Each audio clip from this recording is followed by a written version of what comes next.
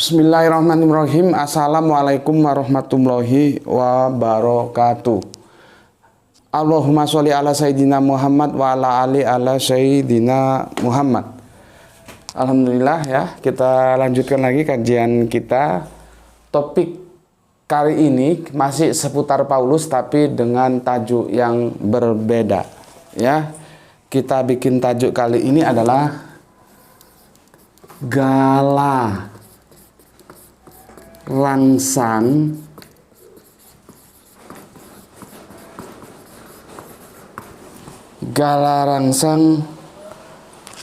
kebohongan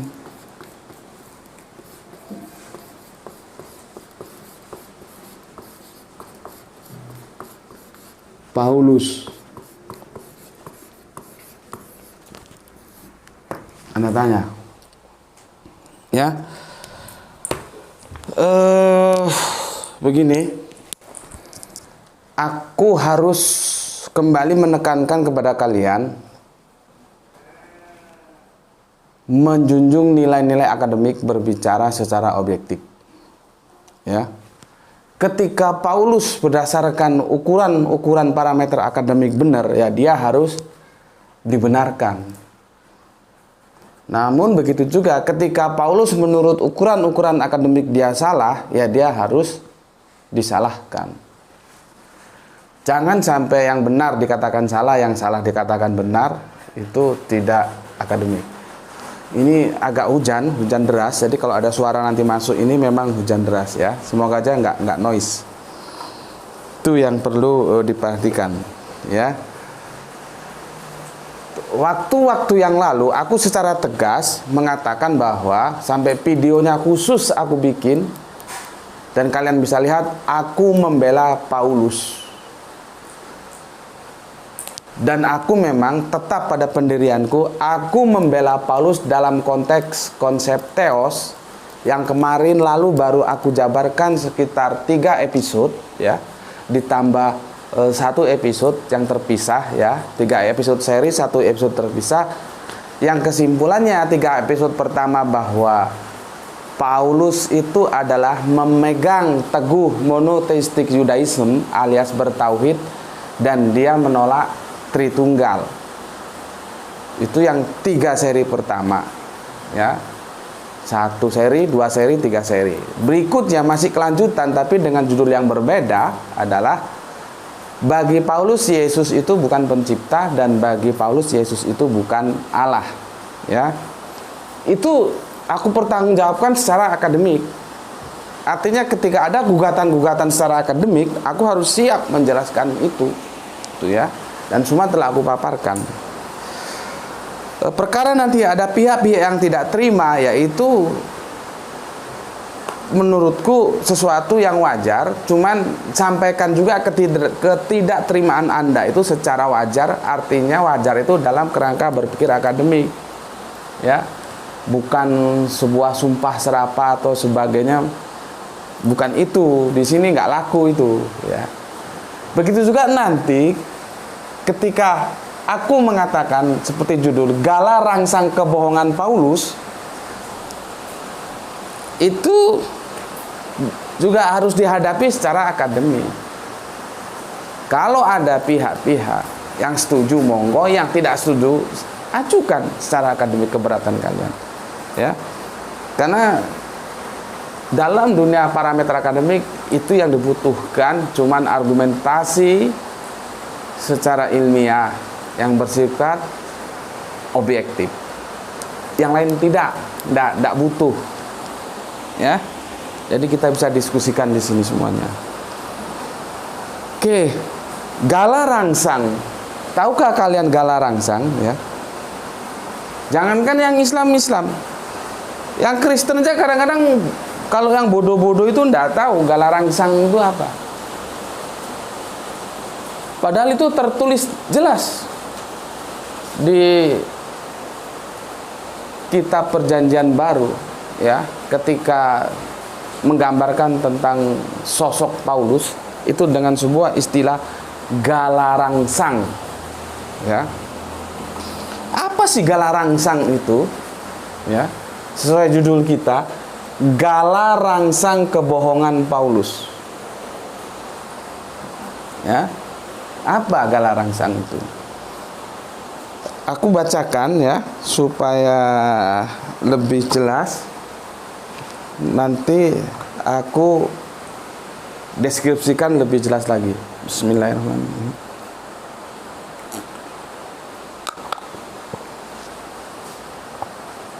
Alhamdulillah. Oke. Aku bacakan ya. Begini.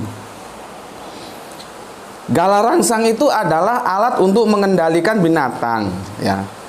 Kekang adalah gala rangsang untuk mengendalikan kuda. Tali yang dicocokkan ke hidung adalah gala rangsang untuk mengendalikan kerbau dan sapi, ya. Tongkat gembala adalah gala rangsang untuk mengendalikan domba dan kambing. Mencoba melepaskan diri, bahkan menyerang gala rangsang akan menimbulkan kesakitan. Ujung tongkat yang berbentuk setengah lingkaran ya digunakan untuk mengait leher domba atau kambing.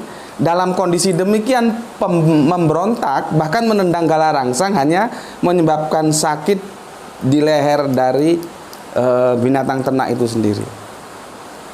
Ya, itu penjelasan secara teraturnya ya. Dan aku akan menjelaskan secara tidak terlalu akademik supaya gampang dipahami. Jadi begini. Yang namanya gala itu ya gala. Ya, gala. Orang Jawa bilang sengge. Itu bentuknya begini loh, gala rangsang itu.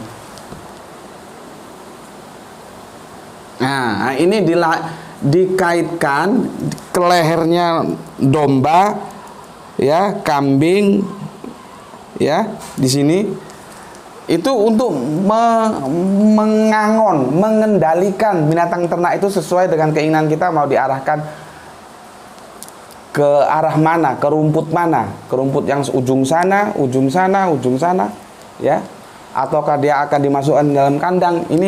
Ini namanya gala rangsang dan ini manjang.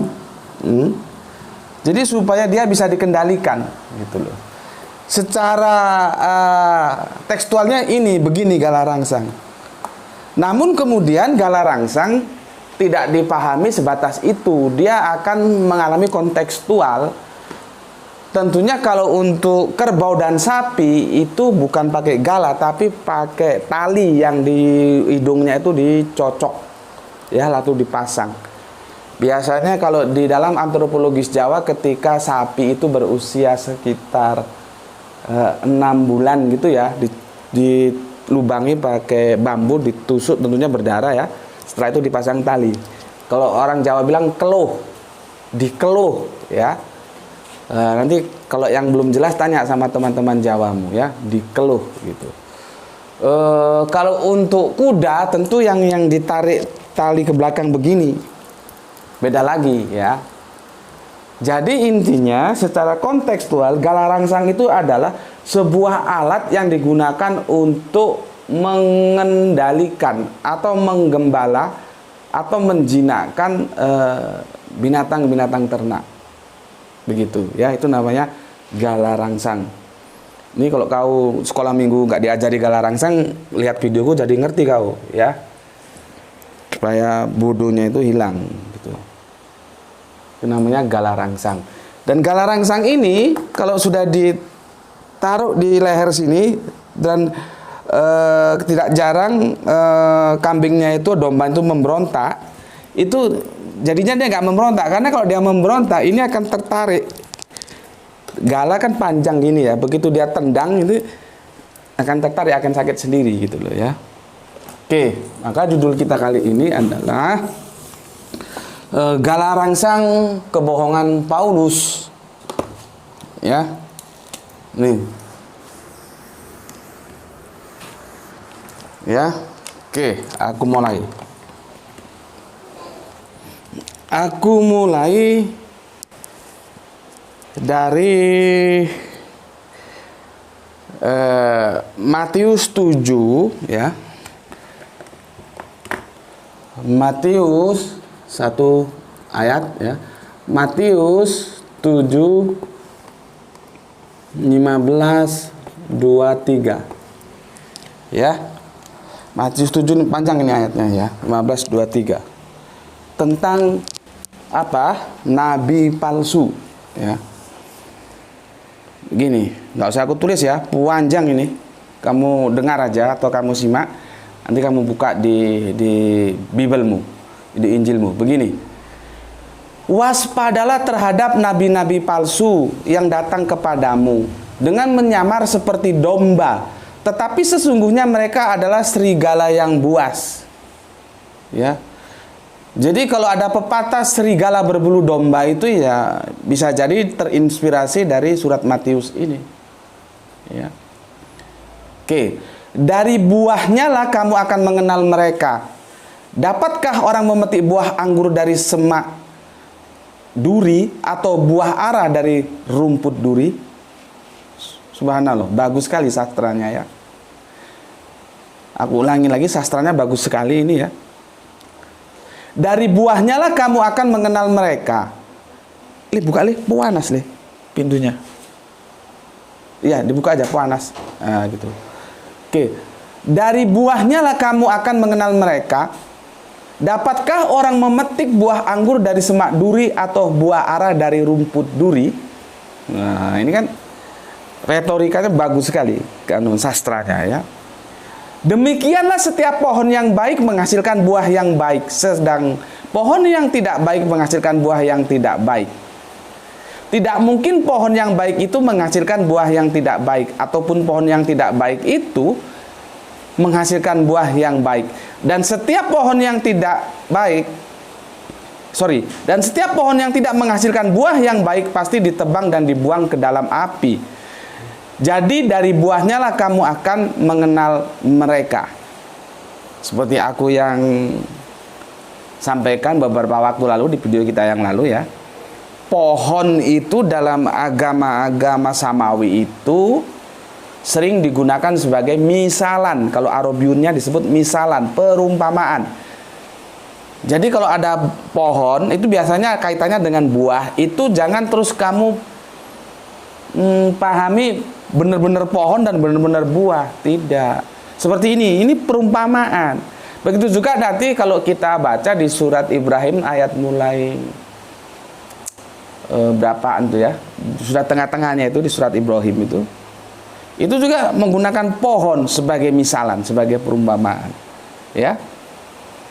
Pohon yang bagus, akarnya menghunjam ke bumi, batangnya tegak, ya, rantingnya, daun-daunnya itu rimbun dan buahnya berbuah lebat. Itu pohon yang baik. Pohon yang tidak baik itu jungkir dia. Seperti pohon di pinggir kali kena banjir dia jungkir, akarnya ke atas dan pasti mati. Dan itu jangan dipahami sebagai pohon beneran. Itu perumpamaan sebagai sebuah ajaran. Ajaran yang baik itu seumpama pohon yang baik, ajaran yang buruk seumpama pohon yang buruk. Begitu juga nanti kalau kita berbicara dosa waris. Aku berkali-kali ngomong sama teman-teman Kristen. Kesalahan Anda adalah ketika Anda memahami buah terlarang itu adalah secara harafiah. Padahal itu sangat metafora sekali. Orang itu dihasilkan oleh pohon pengetahuan kok. Dia sampai mampus pohon pengetahuan juga nggak ketemu. Karena itu perumpamaan. Bukan pohon duren, bukan pohon nangka yang kita bisa cari dan bisa lihat. Gitu. Cuman kan kok dikasih tahu nggak mau tahu ya sudahlah. Yang jelas aku sudah mengajari kalian bagaimana memahami teks-teks di dalam Bible itu sehingga tidak salah dimengerti. Oke, aku lanjutkan. Bukan setiap orang yang berseru kepadaku Tuhan, Tuhan akan masuk ke dalam kerajaan sorga, melainkan dia yang melakukan kehendak Bapakku yang di sorga. Nah, ini nggak tahu, aku yang kedua kali ini mungkin mengingatkan pada kalian. Ini Kristennya juga blow on, Islamnya juga blow on ya. ayat ini bukan ayat yang bisa digunakan untuk membuktikan Yesus itu Tuhan atau bukan Tuhan. Ya, bukan. Ini gini loh. Percuma saja lu panggil gue bos, tapi omongan gue tidak lu kerjain. Gitu loh maksudnya. Paham? Di sini dengan Tuhan atau Tuhan kita sudah bahas kemarin. Jadi bukan ini ayat tuh, oh itu loh, dia manggil Tuhan terus dimasuk neraka. Bukan begitu. Lihat kontekstual ayatnya itu. Ini sama dengan analoginya, you menghormati gue, tapi omongan gue kagak lu lakuin, gitu loh. Lah ngapain? Mending gue tendang kepala lu. Gitu loh maksudnya. Kalau you menghormati gue, maka apa yang gue suruh sama lu lakuin. Gue suruh apa? Gue suruh lakukan kehendak Bapa. Lu kagak lakuin, tapi panggil gue tuan-tuan. Gitu loh maksudnya ayat ini, gitu ya. Terus apa resikonya orang yang seperti itu? Pada hari terakhir banyak orang akan berseru kepadaku, Tuhan, Tuhan, bukankah kami berbuat demi namamu dan mengusir setan demi namamu dan mengadakan banyak mukjizat demi namamu juga? Pada waktu itulah aku, Yesus, akan berterus terang kepada mereka dan berkata, aku tidak pernah mengenal kamu. Enyahlah kamu daripadaku, kamu sekalian pembuat kejahatan. Coba, bagaimana kalau sekarang Anda mengaku-mengaku sebagai pengikut Yesus, tapi nanti akhirnya sama Yesus diusir, disuruh pergi karena pembuat kejahatan? Renungkan ayat ini. Apakah kalian sudah taat terhadap omongan Yesus atau tidak? Gitu maksudnya ayat ini, ya. Oke, tetapi inti yang aku mau maksudkan dari surat Matius 7:15 sampai 23, awas, ada nabi palsu. Ya. Nabi palsu. Ini sudah peringatan tuh bahasa Inggrisnya apa? Attention. Ya, sudah diberi peringatan, sudah diwanti-wanti sama Tuhan Yesus, ya. Hati-hati ada nabi-nabi palsu. Cara melihat dia palsu atau tidak? Lihat dari buahnya. Kan bagus sekali sastranya ini, ya. Pohon yang baik tentu menghasilkan buah yang baik, sama dengan informasi di Al-Qur'an surat Ibrahim. Pohon yang buruk akan menghasilkan buah yang buruk. Lihat manusia itu dari buahnya. Ya. Kok di sini dinamakan pohon. Oke, ya. Sekarang aku lanjutkan, ya, supaya bertahap kamu nanti ngerti. Kamu bisa buka sekarang Matius 10:16. 2 ayat, ya. Ini 2 kelompok. Ini kalau ayatnya sudah banyak, berapa ayat ini? Matius 10:16. Ayat ini pun banyak disalahpahami oleh teman-teman Kristen, ya. Dan aku itu mendapatkan pencerahan dari salah satu teman pendetaku. Sebelumnya aku dapat juga informasi dari temanku yang pendeta tapi sudah mu'alaf, bahwa ayat ini dulu sebelum dia mu'alaf menjadikan sebuah seperti pesan tertulis secara eksplisit, ya, bahwa kristenisasi atau katakanlah misionaris itu boleh melakukan apa saja dalam mengembang misinya dengan bersikap seperti yang akan aku jelaskan di ayat ini. Disalahpahami seperti itu, padahal tidak.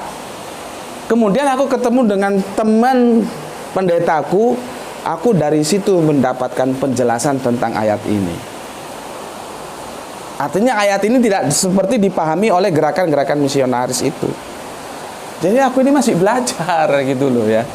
Belajar itu sama siapa saja dan sampai kapan saja. Duh, minum dulu kopi. Bismillahirrahmanirrahim.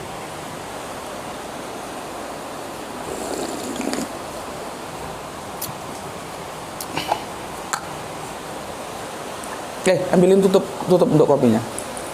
Ya. Jadi aku ini masih belajar gitu, ya. Oke, aku baca ayatnya supaya kalian tahu. Kata Yesus, lihatlah aku mengutus kamu para murid, ya, seperti domba ke tengah-tengah serigala. Bayangkan. Jadi mengikuti Yesus, ya, lewat sana. Mengikuti Yesus, ya, itu bukan sesuatu yang santai, enak, enjoy seperti jalan tol, tidak menaik, menurun, menuki, terjal. Tidak seperti itu. Nasrani perdana, kalau kita baca tentang sejarah teologis itu disebut Kristen perdana, yaitu Yahudi. Mengikuti Yesus itu sesuatu yang resikonya berat. Karena apa? Dia dihimpit oleh dua kekuatan. Secara politis dia dihimpit oleh Romawi, secara teologis dia dihimpit oleh Yahudi. Bayangkan. Makanya kalau di dalam Al-Quran itu disebut pengikut-pengikut Yesus yang setia itu sebagai Hawariun. Tuh. Makanya ente baca Al-Quran jangan gampang nyocot, ya. Nyocot itu nyacat Al-Quran. Baca itu bagaimana Al-Quran itu menghormati Kanjeng Nabi Isa yang kalian sebut Yesus. Sampai para murid setianya itu diabadikan.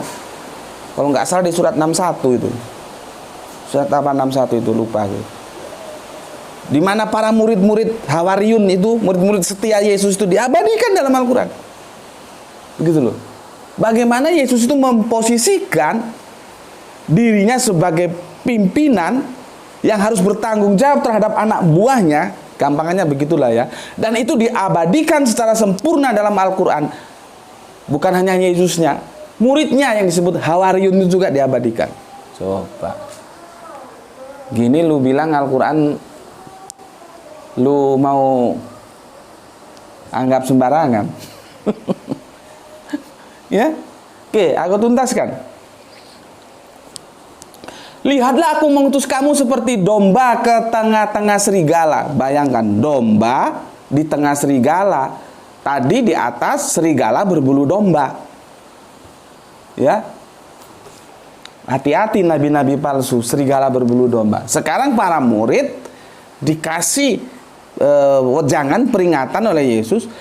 Aku mengutus kamu seperti serigala, seperti domba di tengah serigala. Sebab itu hendaklah kamu cerdik seperti ular dan tulus seperti merpati. Subhanallah. Bagaimana hebatnya ayat ini. Ya. Tisu. Ya. Pesan Yesus itu bagaimana hebatnya, sastraan juga tingkat tinggi. Aku mengutus kamu seperti domba di tengah-tengah serigala, maka bersikaplah kamu cerdik seperti ulas dan tulus seperti merpati. Coba. Artinya pesan Yesus itu karena begitu kuatnya himpitan dua kekuatan tadi yang aku bilang antara Yahudi dan Romawi, maka kamu harus bersikap, dan sikapnya itu diametral, ya, barat timur. Itu harus dimiliki, yaitu apa? Cerdik seperti ular dan tulus seperti merpati. Coba. Kok gampang keringetan? Sumuk. Coba cermati ayat ini. Bismillahirrahmanirrahim. Ya. Artinya apa? Untuk mengikuti, untuk menjadi murid, untuk menjadi jamaahnya Yesus itu perlu perjuangan. Bukan seperti orang jalan di jalan tol enak, begitu gas diinjek langsung 100 km per jam. Tidak begitu. Ada derita yang harus mereka tanggung. Para nabi-nabi itu begitu, dakwah itu begitu. Gak ada dakwah, lu ikut gue, terus ikut itu ndak ada ceritanya. Kalau gitu tidur aja, nggak usah dakwah. Makanya kalau dakwah menemui rintangan terus dia berhenti jadi dakwah, lu berhenti terus lah, nggak usah dakwah. Karena dalam dakwah itu pasti ada rintangan. Sekarang tergantung bagaimana kita tetap teguh menghadapi rintangan itu dengan cerdas, begitu. Oke ya, Matius 10:16. Oke, sudah. Sekarang aku akan bacakan sebetulnya Paulus itu siapa sih dan bagaimana Paulus itu, ya, supaya kalian dapat gambaran, ya. Sebentar, tadi aku sudah kopikan, ya, ayat-ayat tentang siapa Paulus itu. Begini, mana Bibelnya Bapak deh, supaya lengkap. Ini kurang lengkap fotokopinya, ya. Kau buka Kisah Para Rasul 8:3. Kisah Para Rasul 8:3, ya. Nanti ayatnya mulai ayat 3, ya. Begini, 3, ya. Kisah Para Rasul 8:3, supaya kalian tahu gambaran tentang who is Paulus, ya. Oke. Pada waktu itu mulailah penganiayaan yang hebat terhadap jemaat dari Yerusalem, ya. Mereka semua kecuali rasul-rasul terbesar ke seluruh daerah Yudea dan Samaria, ya. Jadi tersebar, ya, di kedua daerah itu, ya. Orang-orang soleh menguburkan mayat Stefanus serta meratapinya dengan sangat. Tetapi Saulus, nah ini yang ketiga, ini perlu diperhatikan, ya. Tetapi Saulus berusaha membinasakan jemaat itu dan ia memasuki rumah demi rumah dan menyeret laki-laki dan perempuan keluar dan menyerahkan mereka dan dimasukkan ke dalam penjara. Itu buah Paulus. Jadi Paulus ini jahat, preman, bajingan. Itu masa lalu Paulus seperti itu. Yang bilang siapa? Kitab suci. Kitab suci kalian ini cara begitu. Bahwa Paulus itu berkarakter seperti itu. Itu buahnya Paulus. Ya. Oke, ya. Panjang ini sebetulnya, ya. Nanti aku persilakan kalian baca anunya lah, ya. Baca di Injil kalian secara keseluruhan, karena kalau aku baca semua panjang ini, ya. Tapi sesuatu yang aku bisa sampaikan, ya, setidak-tidaknya dari 8 ayat 3, ya, aku ulangi lagi. Tetapi Saulus berusaha membinasakan jemaat itu dan ia memasuki rumah demi rumah dan menyeret laki-laki dan perempuan keluar dan menyerahkan mereka untuk dimasukkan ke dalam penjara. Jahat Paulus itu, ya. Jadi dia menghabisi, ya, semua pengikut Yesus itu, ya. Dia bombardir, masukkan penjara. Itu kerja Paulus. Artinya dengan apa yang telah dibina Yesus dalam sebuah kelompok yang itu disebut para murid itu, nanti peserta-pesertanya mau dihabisi sama Paulus, ya, seperti itu. Tetapi kemudian, ya, bisa dibuka mulai Kisah Para Rasul 9, ya. Ya, keempat, ya. Kisah Para Rasul 9 dari mulai 1 sampai ini panjang ini sampai 18, ya, sampai 18. Aku baca, ya. Inilah yang tadinya Paulus jahat itu, dia bertobat. Makanya perikopnya ini adalah Saulus bertobat. Belum Paulus, masih Saulus ini, ya. Saulus bertobat. Di sini Saulus jahat, ya, geng lah, mafia, ya, semua pengikut Yesus mau dia habisi, ya. Nah, sekarang kita baca satu perikop ini ya, perikop ke-9 ini, Paulus bertobat. Begini, sementara itu berkobar-kobar hati Saulus. Wah, berkobar-kobar itu ya semangat untuk menghabisinya sedang membara ya. Sementara itu berkobar-kobar hati Saulus untuk mengancam dan membunuh murid-murid Tuhan. Mengancam, membunuh murid-murid Tuhan. Ia menghadap imam besar, minta izin lah begitu kira-kira. Dan meminta surat kuasa daripadanya untuk dibawa kepada majelis-majelis Yahudi di Damsyik. Damsyik itu kalau sekarang mungkin Syria ya. Kalau aku salah tolong dikoreksi. Syria ya. Supaya jika ia menemukan laki-laki atau perempuan yang mengikuti jalan Tuhan itu pahami pengikut Yesus ya, Kristen perdana ya, ia menangkap mereka dan membawa mereka ke Yerusalem. Sampai begitunya, sampai dikejar sampai Damsyik itu loh. Yerusalem Damsyik itu bukan sesuatu yang dekat gitu, dia kejar juga.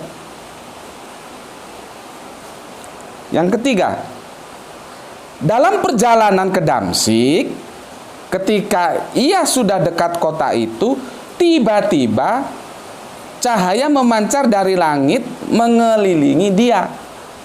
Ya, ia rebahlah ke tanah, dan terdengarlah olehnya suatu suara yang berkata kepadanya, Saulus, Saulus, mengapa engkau menganiaya aku? Jawab Saulus, siapakah engkau Tuhan? Katanya, akulah Yesus yang kau aniaya itu. Akulah Yesus yang kau aniaya itu, tetapi bangunlah dan pergilah ke dalam kota, di sana akan dikatakan kepadamu apa yang harus kau perbuat.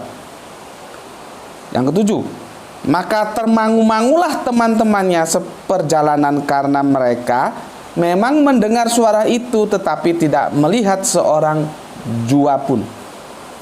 Saulus bangun dan berdiri, lalu membuka matanya tetapi ia tidak dapat melihat apa-apa. Mereka harus menuntun dia masuk ke dalam Damsyik. 3 hari lamanya ia tidak dapat melihat, dan 3 hari lamanya ia tidak makan dan tidak minum. Oke ya, ini harus aku baca tuntas ini ya, supaya nanti jangan lagi yang ngomong comot ayat ya. Nih, di Damsyik ada seorang murid Tuhan bernama Ananias. Firman Tuhan kepadanya dalam suatu penglihatan, Ananias. Jawabnya, ini aku Tuhan. Firman Tuhan, mari pergilah ke jalan yang bernama jalan lurus. Jalan lurus. Jadi istilah jalan lurus itu di sini sudah ada. Ya. Ya, jalan lurus, dan carilah di rumah Yudas seorang dari Tarsus yang bernama Saulus. Ia sekarang berdoa. Oke, aku jelaskan dulu. Saulus, belum Paulus ini, minta surat perintah ya, super semar. surat perintah menganiaya, menangkap dari imam-imam besar Yahudi untuk dibawanya ke Damsyik.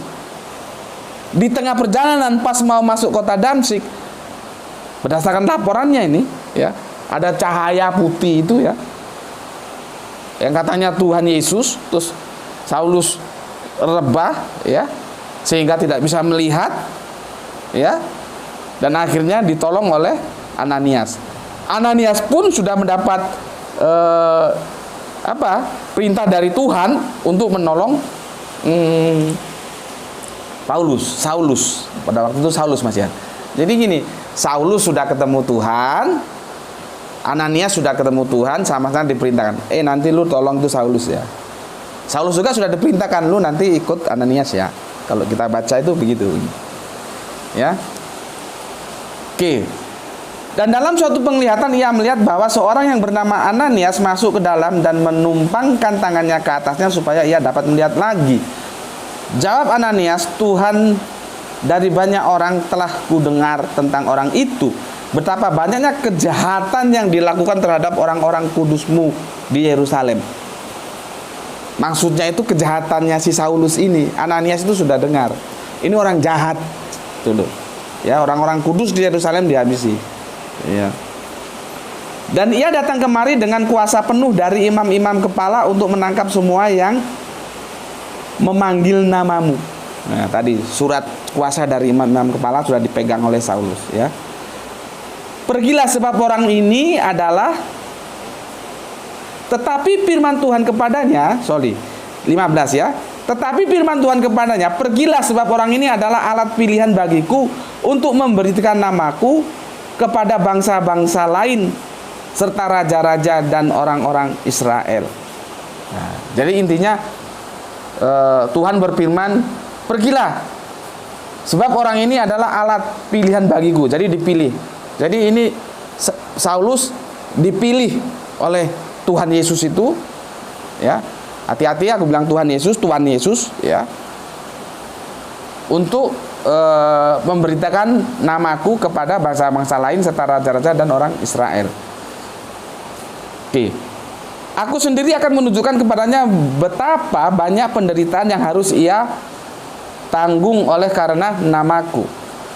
Lalu pergilah Ananias ke situ dan masuk ke rumah itu. Ia menumpangkan tangannya ke mata Saulus, ya. Katanya, Saulus, saudaraku, Tuhan Yesus yang telah menampakkan diri kepadamu di jalan yang kau lalui telah menyuruh aku kepadamu supaya engkau dapat, ya, melihat lagi dan penuh dengan Roh Kudus. Dan seketika itu juga seolah-olah selaput gugur dari matanya sehingga ia dapat melihat lagi. Ia bangun lagi, lalu dibaptis si Paulus, dan setelah itu ia makan, pulihlah kekuatannya. Oke. Yang perlu aku tekankan, di konteks inilah Paulus bertobat. Maka judulnya Saulus bertobat. Tobat. Ya, konteks ini tobat. Konteks ini jahat dia. Jahat. Oke, aku ulangi lagi. Tadi kan aku sudah baca seluruh suratnya, ya. Sekarang supaya gampang dipahami, perhatikan. Saulus itu jahat, minta ampun, ya. Tukang bunuh, tukang nangkap seluruh pengikut-pengikut Tuhan Yesus, ya. Musuhlah dia, ya.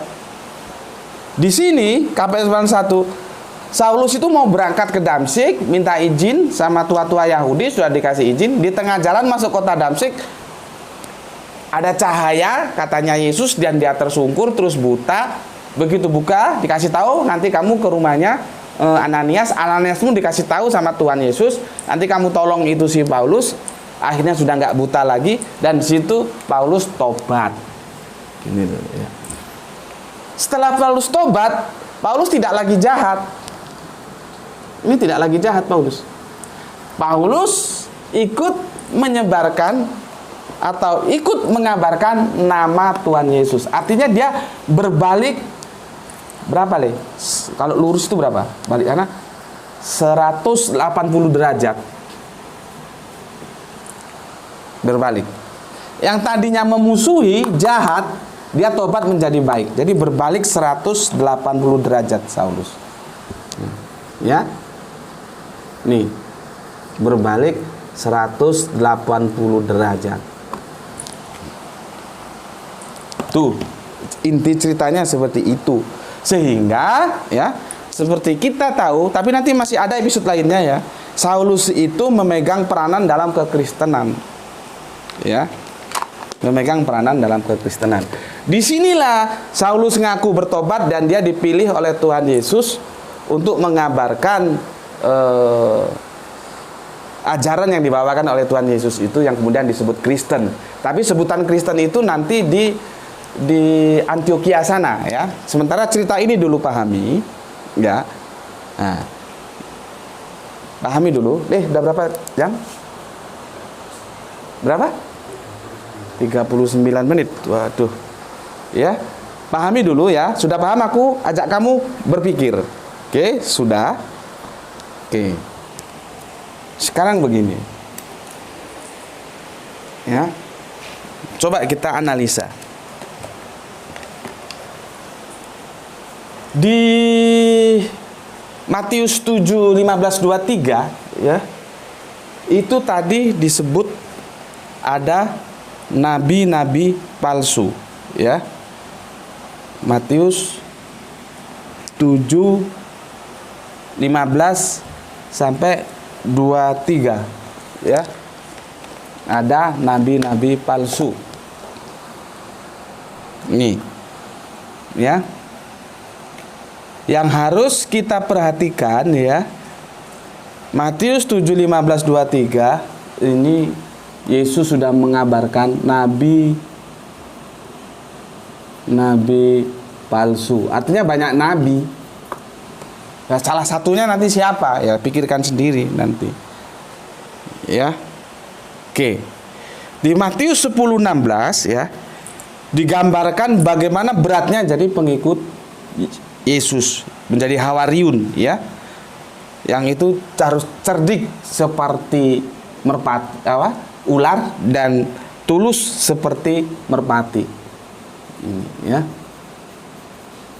Jadi aku ulangi lagi, ini ayat ini sebetulnya konteksnya itu Yesus menyampaikan kepada para murid, kamu jadi pengikutku itu harus hati-hati dan bukan sesuatu yang enak jadi pengikutku. Begitu loh. Yang disalahpahami dalam gerakan penginjilan, dikira ini boleh melakukan penginjilan dengan cara apapun. Salah. Bukan begitu. Ya. Oke. Sekarang sudah aku paparkan seperti itu ya. Coba kita analisa. Paulus ya, di Kisah Para Rasul 9:1-18 dia bertobat, ngaku ketemu Yesus, terus dikasih amanat Yesus, terus dia menjadi yang memusuhi pengikut Yesus, akhirnya mengembangkan ajaran Yesus. Laporannya seperti itu. Pertanyaannya, kalian percaya sama Paulus? Tuh. Ini orang yang buahnya sudah aku bilang tadi, ini buahnya jahat nih. Ini buahnya ini. Kan Yesus bilang, lihatlah pohon itu dari buahnya. Buahnya jahat nih, sudah diingatkan sama Yesus tentang nabi-nabi palsu. Ya. Di sini dia bertobat.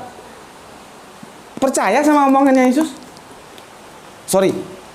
Percaya sama omongannya Paulus? Dia bertobat? Coba. Ini kan tidak pernah dipikirkan dalam dunia kekristenan, gitu ya. Lah aku coba menawarkan ini menjadi sebuah pemikiran, gitu loh, untuk kita dekonstruksi ulang. Bismillahirrahmanirrahim.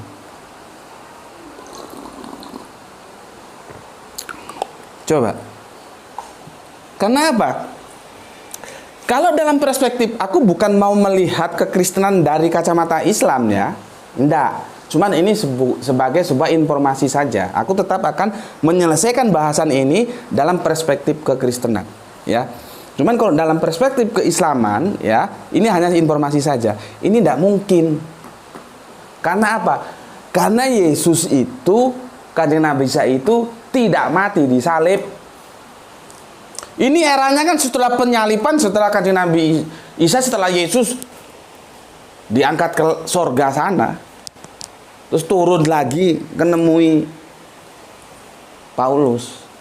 Jadi kalau ini diketemukan dengan kerangka berpikir orang Islam, tidak percaya orang Islam sama ini. Karena Yesus itu tidak mati disalib, gitu loh. Ini kan ceritanya setelah pasca penyaliban itu, dan Yesus sudah diangkat ke langit terus turun lagi, yang kalian bilang ke surga itu. Sebetulnya kalau kita lihat ini ya, peristiwa ini, itu pemahaman teman-teman Kristen tentang kedatangan yang kedua, Yesus datang 2 kali setelah tersalib, itu runtuh loh. Karena ini sudah datang kok. Makanya kan aku sudah bilang, kedatangan yang kedua itu cobalah dipikirkan ulang. Apakah itu sekedar cerita atau memang faktual? Tidak mungkin gitu loh, tidak mungkin. Orang ceritanya aja, seperti yang aku sudah jelaskan, landingnya aja nggak sama kok. Sedangkan Matius dan Yohanes tidak mengabarkan Yesus naik ke langit kok. Gitu. Jadi kalau sudut pandang kekristenan ini tidak mungkin. Kalau menurut sudut pandang Islam tidak mungkin. Ya, jadi ini pengakuan Paulus ini amat sangat perlu diragukan. Dia tobat. Ya, karena apa? Menurut Islam Yesus tidak tersalib. Begitu juga kalau dilihat dari sudut pandang kedatangan kedua ini bermasalah. Berarti Yesus setelah pasca penyaliban ini kedatangan kedua sudah datang. Berarti dogmanya itu harus diganti kedatangan ketiga. Itu pun kalau tidak melibatkan Kristen Mormon. Kalau aku melibatkan Kristen Mormon, jadi tambah lagi kedatangan keempat. Karena menurut teman-teman Mormon, Yesus juga melawat ke Amerika. Gimana? Ya itu. Fakta ceritanya seperti itu. Aku hanya menyuguhkan. Mari kita pikirkan bersama. Yang benar gimana ini? Gitu ya. Makanya teman-teman Islam ya, aku ingatkan. Sudah, hormati saja. Itu akidahnya teman-teman kita Kristen bahwa Yesus mau nanti kiamat datang lagi. Itu namanya eskatologi. Kalau dari sudut pandang Islam tidak ada itu. Tidak ada. Al-Quran tidak mendukung itu. Itu hanya di hadis. Dan di hadis nanti kita bertarung. Apakah hadis itu sahih atau tidak. Kan banyak sekarang hadis yang dikirain sahih ternyata tidak. Termasuk nanti aku bikin video pengantarnya ya. Mungkin 2-3 hari ini. Termasuk yang sekarang ramai puasa Rajab ini. Kan digugat itu hadisnya. Artinya hadis itu tidak bisa dipegang menjadi suatu yang fundamental, suatu yang absolut. Sudahlah. Hadis itu selama dia selaras dengan Al-Quran pegang. Selama tidak, tinggalkan. Dan Kanjeng Nabi Isa nanti turun lagi itu tidak selaras dengan Al-Quran. Karena Al-Quran sudah menutup kataman Nabi. Gitu. Sudah, itu punya teman-teman Kristen kita. Sudah, biarin, kita hormati saja akidah mereka. Nah, sekarang mereka biar berpikir. Mereka kan jargonnya kedatangan kedua. Ternyata Yesus sudah datang di sini. Ketemu Paulus. Sehingga bertanya, ini cerita Paulus ini bisa dipertanggungjawabkan? Kan ini dia ngaku sendiri nih. Perjalanannya itu kan laporan pengakuan dia. Bener nggak ketemu Yesus itu? Gitu loh. Terus bener nggak dia bener-bener tobat? Jangan-jangan serigala berbulu domba. Kan ini tidak pernah dipikirkan. Dan Tuhan Yesus sudah memberikan ancer-ancer ya, nabi-nabi palsu. Cara melihatnya apa? Buahnya apa? Kalau buahnya jahat berarti itu pohon jahat. Kalau buahnya baik berarti itu pohon baik. Nah, sekarang kita kan sudah tahu Paulus itu kan tukang bantai. Terus dia tiba-tiba bertobat. Anda tidak memberikan kritik apapun terhadap Paulus. Gampangnya gini loh. Ada orang jahat banget sama kamu. Jahatnya itu 7 lapis jahat. Terus tiba-tiba dia berbalik baik sama kamu. Itu kamu masa nggak mikir sih? Ini orang kesambet di mana ya? Ini orang sadar nggak ya? Kan kamu seharusnya tanya. Ketika berbalik 180 derajat, ketika seseorang itu yang tadinya bengis jahat sama kamu tiba-tiba baik, jangankan kamu nggak punya duit, kamu punya duit itu ditawari mau pinjam apa enggak, bahkan mau dikasih duit kamu. Kalau yang kemarin-kemarin jahatnya minta ampun, jangankan ngasih, minjemin aja tidak. Tiba-tiba orang baik sama kamu yang kemarin jahat, lu mikir nggak sih? Itu loh, aku akan men-trigger ya, akan merangsang adrenalin logika nalarmu itu loh. Untuk kita bicarakan bersama. Makanya aku tetap menggunakan tanda tanya. Ya. Galah rangsang kebohongan Paulus. Maksudku, ayo kita pikirkan, bohong nggak ini Paulus? Kok nggak ada curiga sama sekali? Sekarang beginilah logikanya. Kalau memang benar cerita itu benar, padahal Paulus buahnya sudah jahat, masa sih Tuhan Yesus dadak milih Paulus? Kan dia punya 12 murid kurang 1, 11 murid yang lain. Gitu loh. Kenapa nggak itu aja yang dikokohkan? Kok harus mengokohkan yang penjahat ini? Jadi logika di situ nggak kena gitu loh. Kan Yesus masih punya murid lain. Ya murid yang lain itu aja dikokohkan. Bagaimana engkau kokoh menghadapi Saulus? Ayo wis. Ini dadaku, mana dadamu? Begitu kan? Bukannya tambah Saulus yang jahat ini diangkat. Benar nggak dia diangkat? Menjadi murid Yesus. Tanda tanya. Itu loh. Jadi logika pertama ya, aku sampaikan ini khusus untuk Islam. Kristen tidak terima, tidak menerima, menolak, tidak apa-apa. Tidak mungkin pertobatan ini. Karena apa? Yesus dalam perspektif Islam tidak mati di salib. Sedangkan peristiwa ini setelah Yesus disalib kemudian naik ke surga dan ketemu lagi. Nah, jadi kalau menurut perspektif Islam tidak mungkin peristiwa ini. Tapi oke lah kita tutup. Kita tidak boleh melihat kekristenan dalam kacamata Islam. Nah, kita kembali ke kacamata kekristenan.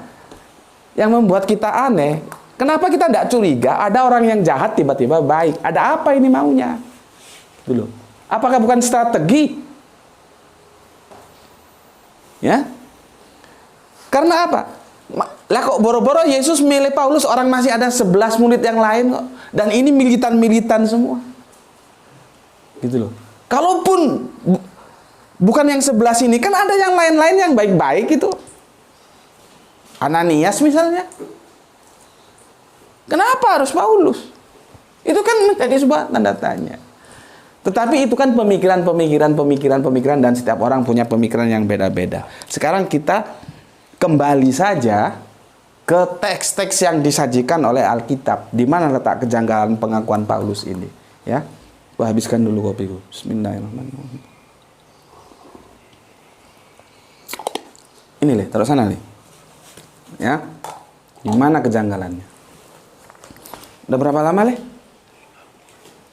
Waduh, sak jam nih Ginggo. Ya. Sekarang buka Roma 37. Ya. 1 2 3 4 5. Aku tulis begini ini supaya bisa dipertanggungjawabkan secara akademik ya, bahwa setiap omonganku itu alkitabiah. Ya. Nih. Roma ya 37. Aku sudah obrak-abrik ini tafsir Roma 37 ini, tapi terjadi penjelasan-penjelasan yang nggak memuaskan, bulat ya. Begini katanya. Tetapi jika kebenaran oleh dustaku semakin melimpah bagi kemuliaannya, maksudnya ini kemana nggak tahu juga aku. Yang jelas ini kalau nggak ke Allah, ke Yesus ya. Mengapa aku masih dihakimi lagi sebagai orang berdosa? Oleh dustaku. Nah, aku baca, aku gali informasi sebanyak-banyak tentang Roma 37 ini. Sulit untuk menjawab apakah Paulus itu berdusta atau tidak. Gitu loh. Sulit ya. 50-50 lah. Karena kalimatnya menggunakan begini, tetapi jika itu kan maka, artinya bersyarat ya. Jika panas, jemuran kering. Gitu loh. Jadi jemuran ini akan kering jika panas. Ini sebab akibat. Jika tidak panas ya tidak kering gitu loh. Ya. Begitu juga ini dia menggunakan kata jika. Tapi aku nggak sempet mau menguji sampai ke original teksnya seperti kemarin karena itu jelimet ya. Sementara kita pakai ini dulu ya. Tetapi jika kebenaran Allah oleh dustaku semakin melimpah bagi kemuliaannya, mengapa aku masih dihakimi lagi sebagai orang berdosa? Ada penafsir yang mengatakan Yesus itu tidak berdosa. Paulus itu bukan tidak berdusta. Itu kan kata jika gitu loh. Aku setuju. Tafsiran itu aku setuju karena memang ada kata jika di sini. Artinya secara secara aktual itu belum masih berupa niat, belum dilakukan sesuatu pekerjaan yang belum dilakukan karena jika. Kalau jikanya ini tidak dilaksanakan ya tidak jadi. Ya. Jadi begini. Tetapi jika kebenaran Allah oleh dustaku semakin melimpah bagi kemuliaannya, Mengapa aku masih dihakimi sebagai orang berdosa? Ya.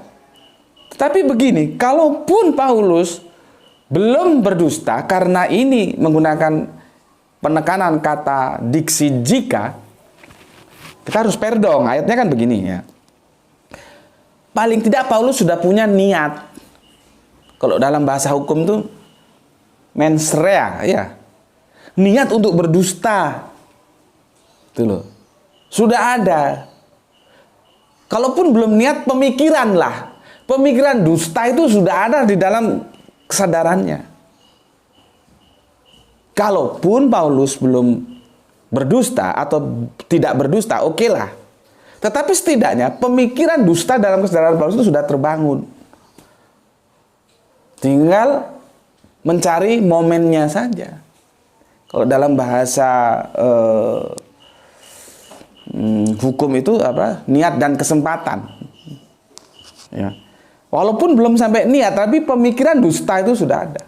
Makanya dia mengatakan, mengapa aku masih dihakimi sebagai orang berdosa? Gitu loh. Oke, itu yang pertama. Yang kedua, oke lah, perdebatan itu kita lalui. Ya. Kita nggak urus apakah Paulus itu berdusta atau tidak berdusta. Ya. Tapi pernyataannya, kan kalimatnya begini. Tetapi jika kebenaran oleh dustaku semakin melimpah bagi kemuliaannya, mengapa aku masih dihakimi lagi sebagai orang berdosa? Ini kan mengundang pertanyaan bagi kita. Apakah kemuliaannya itu bisa dibangun atas sebuah dusta? Gitu loh. Kemuliaan seperti apa yang bisa dibangun atas pondasi dusta itu loh? Kan jadi kacau ini. Selamanya kemuliaan itu harus dibangun dengan pondasi kebaikan, bukan dusta. Kejujuran itulah yang akan memuliakan, bukan dusta. Selamanya dusta itu tidak akan memuliakan siapapun. Itu loh. Sedangkan ini dikatakan, tetapi jika kebenaran Allah oleh dustaku semakin melimpah bagi kemuliaannya. Nah, kan kita menjadi tanya, masa ada kemuliaan dibangun atas dusta? Ya, ngerti gak nih yang aku bermasalahkan? Taruhlah Paulus tidak berdusta, oke lah. Tetapi dalam hal pemikiran, ini kan sudah menjadi pemikiran ini. Ada nggak sih kemuliaan itu bisa dibangun atas dusta? Itulah yang aku maksud. Kan nggak ono. Kejujuran itulah yang bisa melahirkan sebuah kemuliaan, bukan kedustaan. Tuh, ya. Oke, aku kan tidak harga mati kan. Aku tetap kompromis supaya dialog kita itu jalan. Jangan masing-masing harga mati buntu, dialognya mampet. Gitu loh. Aku membuka pintu, oke lah tidak berdusta. Tapi dalam sebuah pemikiran, bisakah dusta itu melahirkan kemuliaan? Itu PR yang harus kalian pikirkan. Oke ya. Sekarang kita lihat Kisah Para Rasul 94. Ya. Kita ini sudah kembali ke Alkitab ini ya. Tadi kan pemikiran-pemikiran yang kita kembangkan ya. Sekarang kembali kita ke Alkitab. Di sini ya, Kisah Para Rasul 94 ya. Nanti ini akan aku sandingkan ya. Kisah Para Rasul 22:7 ya. Lihat.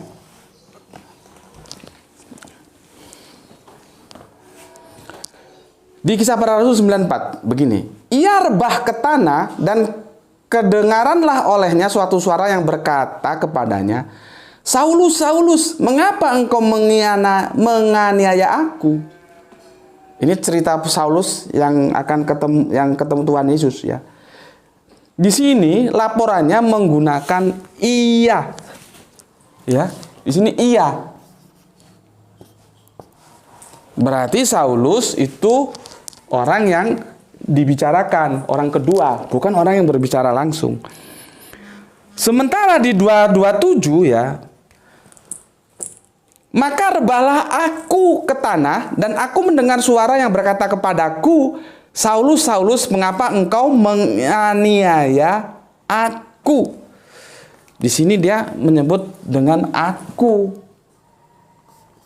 Berarti dia orang pertama. Di sini orang pertama, di sini dia di sini orang pertama, di sini dia jadi orang kedua. Mana yang benar itu? Coba. Karena tidak ada sebuah kebohongan yang sempurna. Dulu ya.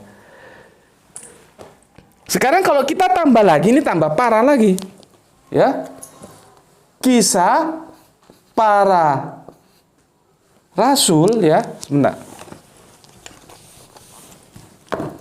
Kisah para rasul ya. 26:14.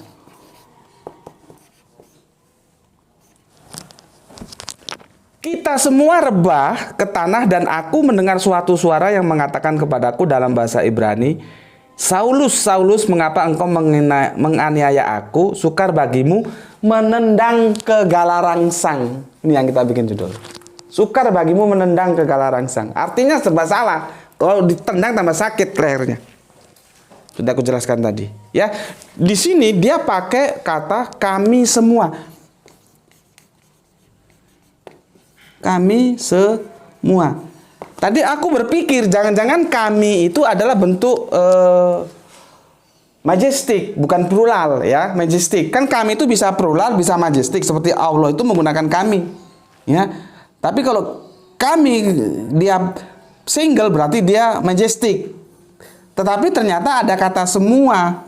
Berarti ini plural. Kami semua, bukan kami yang majestik. Kami kuantitatif yang plural. Nih, artinya jamak. Ya. Ingat, di sini yang rebah berapa? 1. Ya. Di sini juga 1. Tetapi dia pakai iya, dia pakai aku. Di sini yang rebah banyak. Coba, antara KPR ini lawan KPR ini, digabung KPR ini sudah nggak cocok. Redaksionalnya ini mana yang benar? Ya. Nampak deh, ini deh. Coba Anda pikirkan. KPR 94 kita temu dengan KPR 227. Di sini dia menggunakan iya, di sini menggunakan aku. Di sini dia menjadi orang kedua, di sini menjadi orang pertama. Yang lebih dahsyat lagi di KPR 26:14, kami semua, di sini jamak, yang rebah jamak waktu ketemu. Jadi gini, Tuhan Yesus yang katanya dalam cahaya itu, terus rebah mereka di tengah jalan. Ini kan di tengah jalan mau ke Damsik nih, di perjalanan gini. Ya nggak tahu naik onta apa naik apa, nggak tahu ya, nggak dijelaskan. Tiba-tiba ada cahaya itu terus rebah. Nah, yang rebah ini nggak jelas. Ada yang iya, ada yang aku, ada yang kami semua rebah. Dari situ aja kita sudah jelas. Bisa lihat ini laporannya saling tubrukan ini. Terus bagaimana kita mau percaya gitu loh. Ya. Oke, itu 1. Sudah ini ya, aku hapus ya. Aku hapus. Berapa Le? Waduh, panjang juga ya. Sebentar, minum dulu. Bismillahirrahmanirrahim. Alhamdulillah. Oke, itu 1 ya. Sekarang kejanggalan kedua. Ini aku hapus lah ya. Kalian sudah catat ya. Nih, KPR 94, KPR 227, KPR 26:14 ya. Siapa sebetulnya yang rebah itu? Iyakah, akukah, kami semuakah? Ya. Oke. Ini aku hapus. Sekarang yang lebih dahsyat lagi ini. Kisah para rasul berapa ini? 97. Ya. Dengan Kisah Para Rasul 22:9. Ya. Ini lebih dahsyat lagi nih. Perhatikan ayatnya. Kisah Para Rasul 97 dengan Kisah Para Rasul 229. Bagaimana pelaporannya? Jadi di sini Paulus ngomong apa, di sini Paulus ngomong apa. Hampir seperti tadi, ya. Cuman ini objeknya berbeda. Aku baca yang Kisah Para Rasul 97. Maka termangu-mangulah teman-temannya seperjalanan, karena mereka memang mendengar suara itu, maksudnya suara Yesus itu, tetapi tidak melihat seorang juga pun. Jadi maksudnya ayat ini, ya, mereka teman-temannya Paulus yang seperjalanan itu mendengar suaranya Yesus tapi tidak melihat. Nah, orang Jawa bilang ono suara tanpa rupa, gitu loh. Ada suara tanpa rupa, ya. Jadi di sini dia mendengar tidak melihat. Ini ya, di sini mendengar, ya, tidak melihat. Ini pengakuan dia ini. Nanti kan dia disidang nih sama orang-orang Yahudi kan. Sekarang di Kisah Para Rasul 229, oke. Sama, objeknya sama ya. Dan mereka yang menyertai aku memang melihat cahaya itu, tetapi suara Dia yang berkata kepadaku tidak mereka dengar. Nah, gimana ini? Ya, di sini justru kebalikannya. Di sini melihat, di sini tidak mendengar. Tidak mendengar, tetapi melihat. Nih, lihat. Ya. Bagaimana pertarungan ayat ini yang dilaporkan oleh Paulus saling tumpang tindih, tentunya itu membuat kita curiga dong. Ini bener nggak sih ini peristiwanya ini ya? Ini kok saling hantam, saling tidak sesuai ya. Kita lihat di sini sekarang. Ya. Nampak deh situ deh. Nampak ini tak sana, tak sana. Ya. Di KPR 97 teman-teman Paulus itu mendengar suara Yesus. Mendengar, nih dia. Tetapi tidak melihat sosok Yesusnya. Nih. Ini pengakuan mereka, pengakuan si Paulus waktu dia mau bertobat itu, ya. Sementara di KPR 229, teman-teman seperjalanan itu tidak mendengar, tetapi melihat dulu. Jadi ini, ya, ini nih perhatikan nih, ini saling keblangsak laporannya, ya. Ini nggak bisa dirukunkan. Ini melihat, ini tidak melihat. Ini juga saling keblangsak nih laporannya. Bertentangan. Ini tidak mendengar, ini katanya mendengar. Sehingga wajar saja kalau kita mengatakan bahwa, atau kita membuat sebuah judul, Galarangsang Kebohongan Paulus. Paulus ini bohong nggak? Silakan simpulkan dengan analisa seperti ini. Kalau tidak bohong, ya ini dirukunkan aja. Satu ini sama yang tadi itu gimana merukunkannya? Yang katanya dia pertama tadi, terus katakan aku, terus kami semua. Sementara di sini katanya mendengar, tidak melihat, tetapi lain waktu tidak mendengar tapi melihat. Ini gimana merukunkan ayat-ayat ini? Gitu. Ya. Maka dari itu, disinilah aku ingin mengajak semuanya untuk kita merenungkan. Kenapa kita tidak mempertanyakan perubahan Paulus itu loh, yang awalnya ya dia sangat membenci para pengikut Yesus, kok tiba-tiba berpihak itu loh. Kok nggak ada analisa yang mencurigakan, kenapa ya gitu ya itu. Nah, dari ini aku akan men-trigger kajian ini, men-trigger kalian untuk berpikir ke sana. Ya. Karena apa?